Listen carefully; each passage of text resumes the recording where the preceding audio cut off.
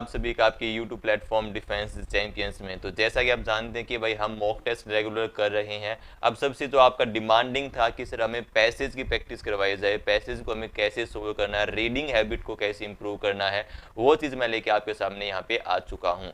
तो अब देखते हैं कि पैसेज को कैसे सोल्व करना है। सबसे बेस्ट तरीका होता है पैसेज या रीडिंग हैबिट को इंप्रूव करने का, वो होता है आप जो करंट इश्यूज हमारे होते हैं उन चीज़ों को रीड करें, क्योंकि उनमें इंटरेस्ट बनता है।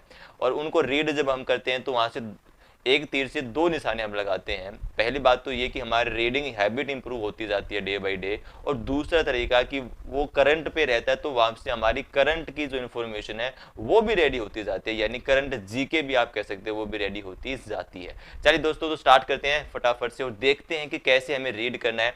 मैं यहाँ पे ये पैसेज आपके सामने रखा है, इसको हम रीड करते हैं और देखते जाना है आपको कि किस तरीके से रीडिंग करनी है। उसके बाद हम जो है वन बाई वन सारे क्वेश्चन जो है हमारे इसके पैसेज की हम सोल्व करेंगे। ठीक है, चलिए तो सबसे पहले यहाँ पे स्टार्ट करते हैं।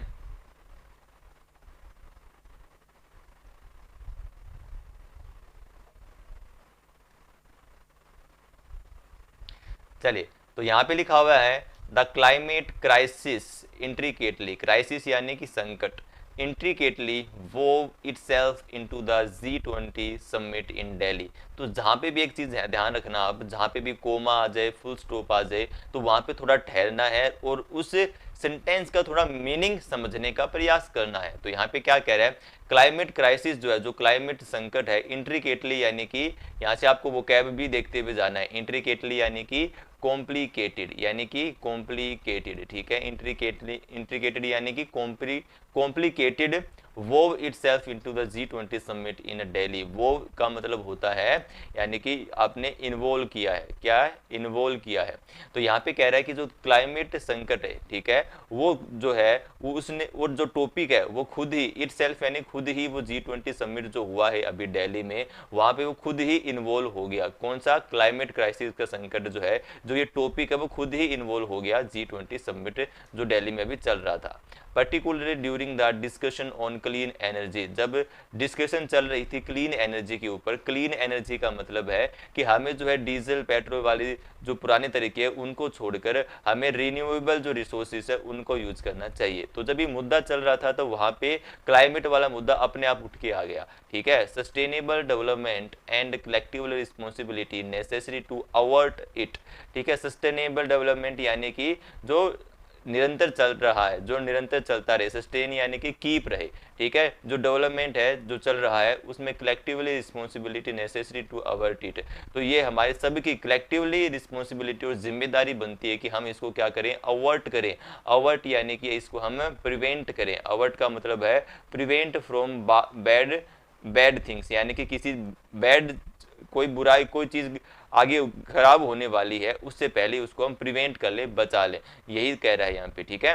द यूनाइटेड नेशंस क्या कह रहा है, the United Nation global stock take a report that was released just ahead of G20 meet, यानी कि यहाँ पे जो है आपकी स्टॉक टेक क्या है, एक ग्लोबल रिपोर्ट है जो कि रिलीज हुई थी जस्ट G20 समिट होने से पहले।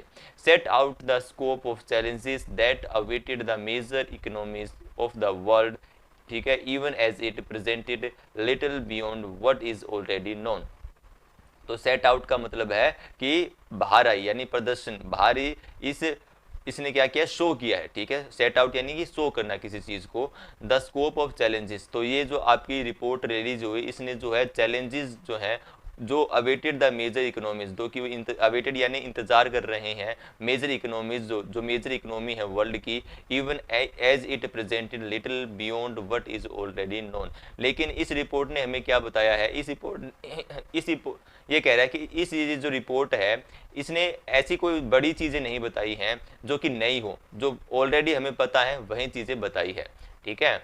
दिस स्टोटेक यानी कि ये वाली रिपोर्ट के बारे में बात कर रहा है, is to serve as a template to guide discussion ahead of 28th conference of parties scheduled in Dubai this November and is meant to be an official reckoning of the work actually done by countries since 2015।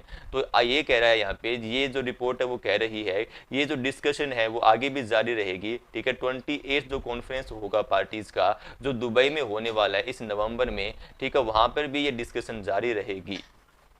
Officially reckoning of the work actually done by the countries, ठीक है, जो काम किया गया है countries के द्वारा 2015 से, ठीक है, उनकी उनकी जो है क्या, रिकनिंग का मतलब क्या होगा, इवेल्युएट करना, यानी कि उनको आंकलन किया जाएगा जो भी स्टेप लिए गए हैं, ठीक है, इसके बारे में 2015 से लेके जिन भी मेजर कंट्रीज हैं, जो भी बड़ी बड़ी कंट्रीज हैं जिनके द्वारा स्टेप लिए गए हैं, उनका क्या होगा, इवेल्युएशन होगा।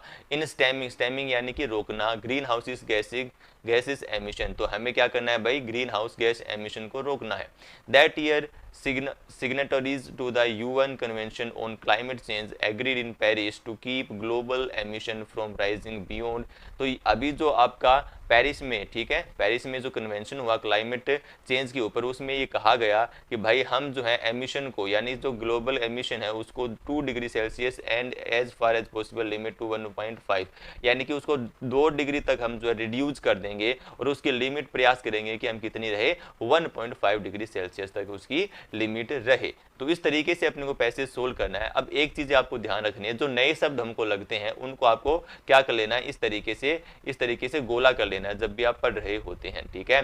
जैसे अवर्ट आ गया हमारा, फिर हमने किसके बारे में पढ़ा, यहाँ पे हमने ग्लोबल स्टॉक टेक, यानी कि ये रिपोर्ट है, इसके बारे में पढ़ा, तो इसको हमने क्या कर लिया, यहाँ पे गोला कर लिया। इस तरीके से आपको जो नई चीजें दिखी उसको हमें गोला कर लेना है। जैसे हमने यहाँ पे अभी अभी रेकनिंग जो है नया शब्द पढ़ा, इसको गोला कर लिया हमने। 2015 की बात करिए तो क्या बात की गई, इसको गोला कर लिया, ठीक है। 2 डिग्री सेल्सियस की बात करिए, इसको गोला कर लिया। अब यहाँ पे कहाँ पे हुआ है, पेरिस में हुआ है, तो इसको गोला कर लिया। तो जो हमें इंपॉर्टेंट चीजें दिखाई देती हैं उनको हमें गोला कर लेना है। चलिए अब क्वेश्चन को कैसे सोल्व करना है सर, क्वेश्चन आ गया है। क्वेश्चन नंबर फर्स्ट क्या कह रहा है, स्टोटेक इज, अब यही कहा मैंने कि हमने क्या किया था, स्टोटेक को अभी गोला किया था, तो यहाँ से आसान मिलती है और यहाँ से हमें 4 क्वेश्चन आते हैं, तो ये पक्का होता है कि 2 से 3 क्वेश्चन हमें मिल जाते हैं हमारे गोले किए हुए में से। अब गोला किया था हमने किसको, स्टोटेक को। स्टोटेक क्या है, एक रिपोर्ट है। यही पूछ रहा है कि स्टोटेक क्या है, एक चैलेंज है, नहीं सर ये क्या है, एक रिपोर्ट है। तो बी आपका बिल्कुल सही आंसर हो जाएगा। चलिए अब सेकंड क्वेश्चन की ओर मूव करते हैं। सेकंड क्वेश्चन क्या कह रहा है यहाँ पे, सेकंड क्वेश्चन कह रहा है what is the main theme of this passage, इस पैसेज की मेन थीम क्या है। तो इस पैसेज को पढ़ के हमें क्या लगा, मेन थीम क्या है सर, मेन थीम है क्लाइमेट के बारे में बात चलने लगी अपने आप G20 समिट में, ठीक है। तो G20 समिट की नहीं बात करी है, किसकी, क्लाइमेट क्राइसिस की इसने बात करी है। तो बी हमारा बिल्कुल सही आंसर हो जाएगा, ठीक है।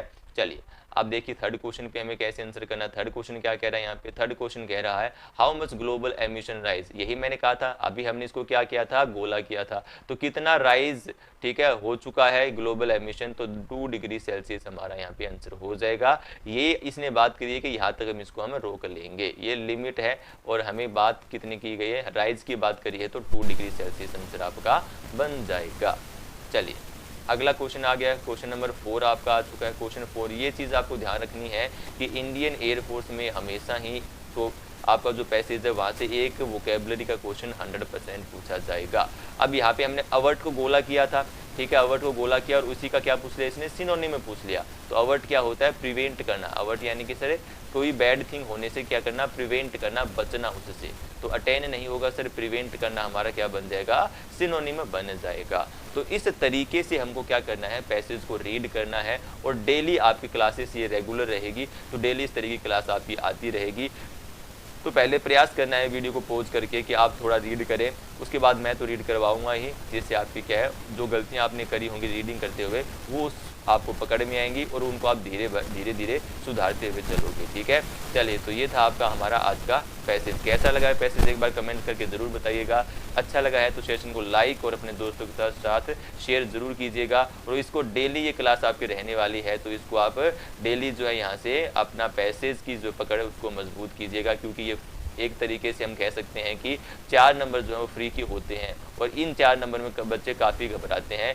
बाकी चीज़ें गलत भी होती है, ये 4 नंबर गेन कर लेते हो और मैथ फिजिक्स आपकी अच्छी है तो भाई बिल्कुल सिलेक्शन ले जाओगे। इंग्लिश में आप 20/20 आराम से लेके आ सकते हो।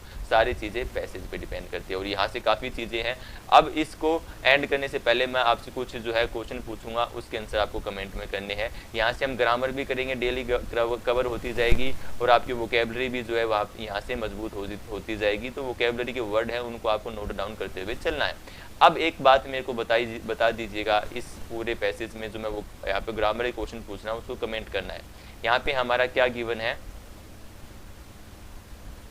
यहाँ पे हमारा इज गिवन है, तो इस इज का मेरे को एक बार फटाफट से सब्जेक्ट बता दीजिएगा, क्या सब्जेक्ट है, ठीक है। और यहाँ पे दैट वॉज रिलीज्ड है, ये कौन सा स्ट्रक्चर है, ये एक्टिव वॉइस का या पैसिव वॉइस का स्ट्रक्चर है, ये भी एक बार बता दीजिएगा, ठीक है। ये चीज़ें आपको बतानी है। और यहाँ पे लिटिल का यूज किया है, तो लिटिल का क्या मतलब होता है एक बार ये भी कमेंट कीजिएगा ताकि पता चले कि आपकी तैयारी कैसी है। चलिए, तो ये आपको 3 ग्रामर के क्वेश्चन मैंने दिए हैं, तो फटाफट से इसको कमेंट जरूर कीजिएगा। Take care everyone, bye bye my friends, मिलते हैं एक नए वीडियो में। तब तक कीप लर्निंग, पढ़ते रहिए, मुस्कुराते रहिए और आगे बढ़ते रहिए। और चैनल को सब्सक्राइब कर लीजिएगा, डेली आपका पैसेज अपलोड होगा इसी तरीके से और यहाँ से अपनी इंप्रूवमेंट आप करते जाइएगा। Take care everyone, bye bye, जय हिंद, जय भारत।